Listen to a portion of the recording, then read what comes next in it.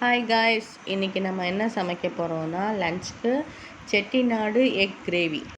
இந்த மாதிரி நீங்களும் ஒரு தடவை செஞ்சு பாருங்கள். செட்டிநாடு மசாலா நம்ம எப்போயுமே குழம்பு செய்கிற ட்ரை மசாலா பண்ணுவோம் இல்லையா, மிளகு, சீரகம், காஞ்ச மிளகா இதெல்லாம் போட்டு. இதையே நான் ட்ரை ரோஸ்ட்டாக பண்ணி ஸ்டோர் பண்ணி வச்சுருக்கேன். இதை தான் நான் கரம் மசாலா மாதிரி யூஸ் பண்ணிப்பேன், குழம்பு செய்யும்போதும் யூஸ் பண்ணிப்பேன்.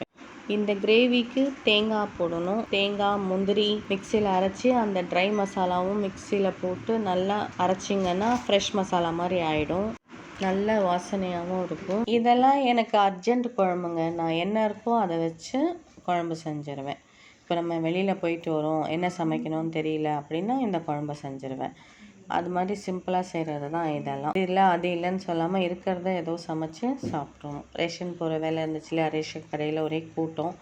லேட்டாக ரேஷன் கடையில் மல்லிகை சாமான் கூட விற்பாங்க, அங்கே தான் இதெல்லாம் வாங்கினேன். இங்கேயே மூக்கல்ல வெள்ளை, ரெட் கலர் ரெண்டும் வாங்கிட்டேன். வேர்க்கல்லையும் வாங்கினேன். வேர்க்கல்ல நல்லாயிருக்கும் எப்போயுமே குண்டு குண்டாக, அதனால் நான் அங்கேயே வாங்கிட்டேன். அப்புறம் கிரேவி நல்லா அதை போட்டு ரெடி பண்ணிக்கிட்டு முட்டையை வேக வச்ச முட்டையை கட் பண்ணி போட்டுடணுங்க. ரெடி ஆகிடுச்சிங்க குழம்பு. சூடான சாப்பாடில் போட்டு சாப்பிடுங்க, சூப்பராக இருக்கும். நீங்களாம் அர்ஜென்ட்டுக்கு என்ன?